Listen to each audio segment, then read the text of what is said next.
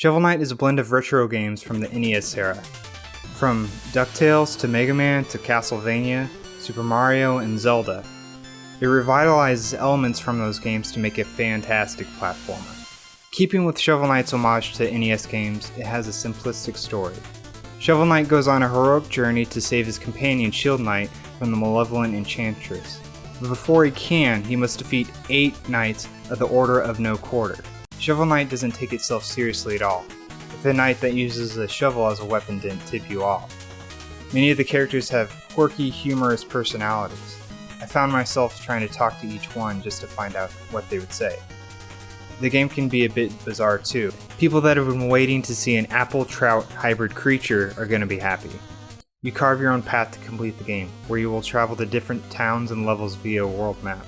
The order in which you fight the 8 boss knights is up to you.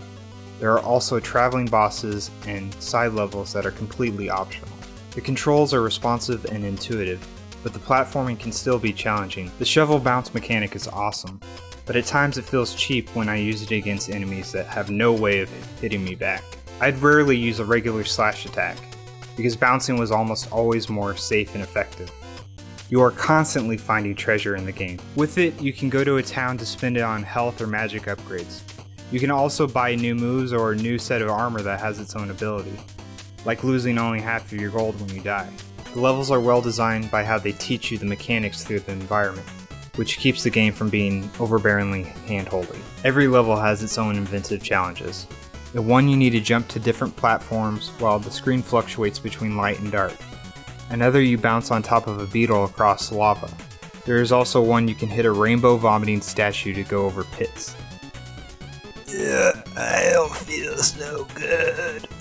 I use practically all of the sub-weapons called relics in the game. They add to the gameplay variety by allowing you to reach previously inaccessible areas and making difficult enemies easier to defeat. I examined all the areas and levels closely, looking for certain marks on walls, so I could find hidden items like a music sheet, treasure, chicken, or a crazy salesman named Chester. Some of the game's hard sections became immensely frustrating the more I died, usually from being knocked into a pit.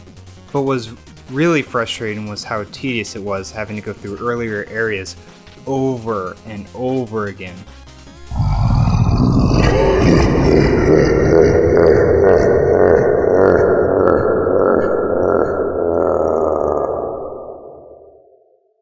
I know Shovel Knight sticks to old school game design, but this type was never fun. The 8 knight boss battles all play vastly different and require you to learn their patterns to win.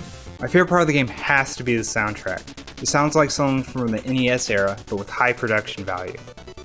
It energized me to play. It's one of the few soundtracks that I'll listen to outside of a game. I really dig this game. Yacht Club Games did an excellent job at implementing the evergreen game design from classic NES games in Shovel Knight. It is why the game plays so well, and along with its own music, characters, and world, make it such a great experience. If you're a fan of classic NES games, or side-scrollers in general, you owe it to yourself to play this game. All hail the Troupple King.